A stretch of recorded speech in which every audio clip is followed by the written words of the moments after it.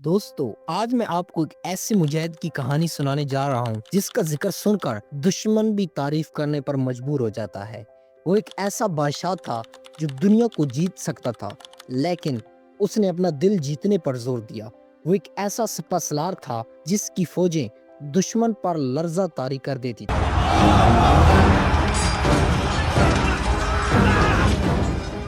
لیکن وہ دشمن کے قیدیوں پر رحم کھا لیتا تھا۔ یہ کہانی ہے عظیم مجاہد فاتح بیت المقدس صلاح الدین ایوبی کی۔ صلاح الدین ایوبی 1137 میں عراق کے شہر تکریت میں پیدا ہوئے۔ ان کا اصل نام یوسف بن ایوب تھا۔ بچپن ہی سے یہ نیک اور بہادر تھے۔ کہا جاتا ہے کہ جب ان کی پیدائش ہوئی تو ان کے والد کو تکریت سے نکال دیا گیا۔ یوں صلاح الدین نے دنیا کی مشکلات کو بچپن ہی سے دیکھ لیا۔ ان کے والد ایک سپاہی تھے اور خاندان فوجی پس منظر رکھتا تھا۔ صلاح الدین نے قرآن و حدیث اور اسلامی تاریخ پڑھنے کے ساتھ ساتھ گھڑ سواری، تیر اندازی اور جنگی فنون بھی سیکھے۔ ان کا بچپن عام بچوں کی طرح کھیل کود میں نہیں گزرا، بلکہ وہ ہمیشہ سوچ میں ڈوبے رہتے تھے۔ انہیں بچپن ہی سے احساس تھا کہ مسلمان دنیا کمزور ہو چکی ہے اور صلیبی طاقتیں دن بدن مضبوط ہوتی جا رہی ہیں۔ جوانی میں صلاح الدین اپنے چچا شرکو کے ساتھ شام گئے۔ یہاں وہ نور الدین زنگی کی فوج میں شامل ہوئے۔ نور الدین زنگی خود ایک نیک اور عظیم حکمران تھے، جنہیں معلوم تھا کہ بیت المقدس کو آزاد کرانے کے لیے ایک مضبوط سپہ سالار چاہیے۔ جلد ہی انہوں نے صلاح الدین کی صلاحیتوں کو پہچان لیا۔ صلاح الدین نے جنگی حکمت عملی میں اپنی ذہانت اور بہادری دکھائی۔ وہ صرف تلوار کے زور پر نہیں لڑتے تھے، بلکہ دشمن کے ارادوں کو سمجھ کر حکمت عملی بتاتے تھے۔ اسی لیے وہ کم فوج کے ساتھ بھی بڑی کامیابیاں حاصل کرتے تھے۔ 1159 میں حالات نے پلٹا کھایا۔ اس وقت مصر صلیبیوں اور فاطمی خلیفہ کی سازشوں میں پھنسا ہوا تھا۔ نور الدین زنگی نے اپنے کمانڈر اسد الدین شرکو کو مصر بھیجا اور ان کے ساتھ صلاح الدین بھی تھے۔ کچھ ہی عرصے بعد شرکو کا انتقال ہو گیا اور صلاح الدین ایوبی مصر کے وزیر بنا دیے گئے۔ یہ ایک مشکل وقت تھا، لیکن صلاح الدین نے اپنی عدل و انصاف پالیسی سے سب کے دل جیت لیے۔ انہوں نے فوج کو مضبوط کیا، بدعنوانی ختم کی اور پورے مصر کو ایک نئی طاقت میں بدل دیا۔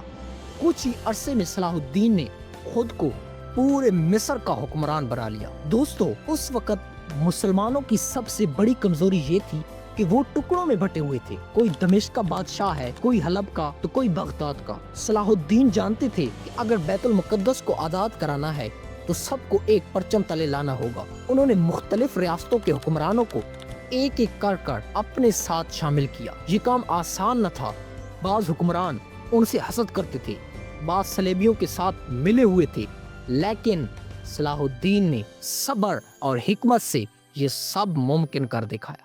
1187 کا سال آیا، وہ سال جب دنیا کی سب سے بڑی جنگ ہونے والی تھی، جسے جنگ حطین کہا جاتا ہے۔ صلاح الدین کے پاس تقریباً 30,000 فوج تھی، جبکہ صلیبیوں کی فوج تعداد میں زیادہ تھی، لیکن صلاح الدین نے حکمت عملی سے دشمن کو صحرا میں پیاسا کر دیا۔ صلیبی فوج بھوکی پیاسی ہو گئی اور ان کی طاقت ٹوٹ گئی۔ اس کے بعد صلاح الدین نے فیصلہ کن حملہ کیا اور صلیبی فوج کو عبرت ناک شکست دی۔ ہزاروں صلیبی قیدی بنائے گئے۔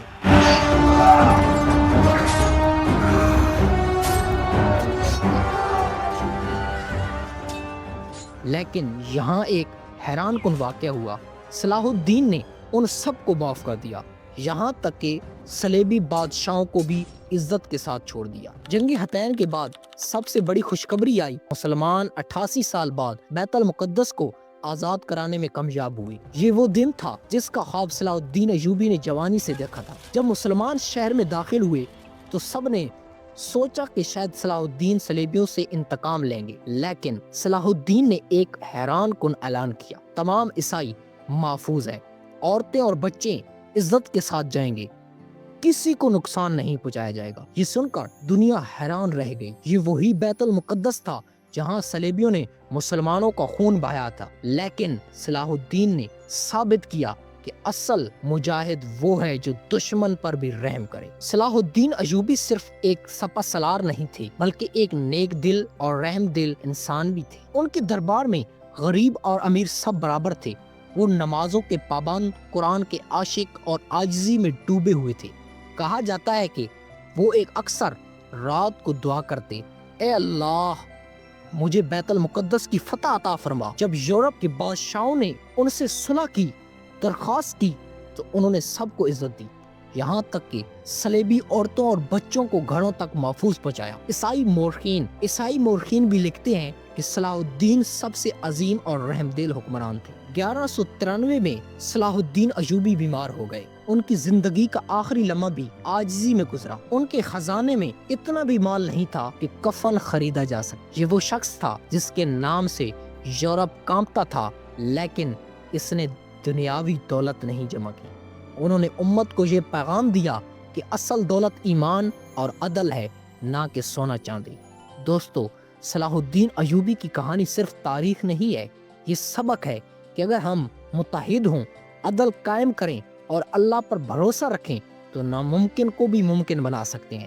آج دنیا ان کی عدل، بہادری اور اخلاق کی مثال دیتی ہے۔ صلاح الدین ایوبی ایک شخص نہیں تھے، وہ ایک عہد تھے، اور یہ وہ عہد ہمیں یاد دلاتا ہے کہ اصل مجاہد وہ ہے جو دوسروں کے لیے جیتا ہے۔ السلام علیکم دوستو، اگر آپ میرے چینل پر نئے ہیں تو چینل کو سبسکرائب ضرور کیجیے گا۔ ملتے ہیں انشاءاللہ نیکسٹ ویڈیو میں۔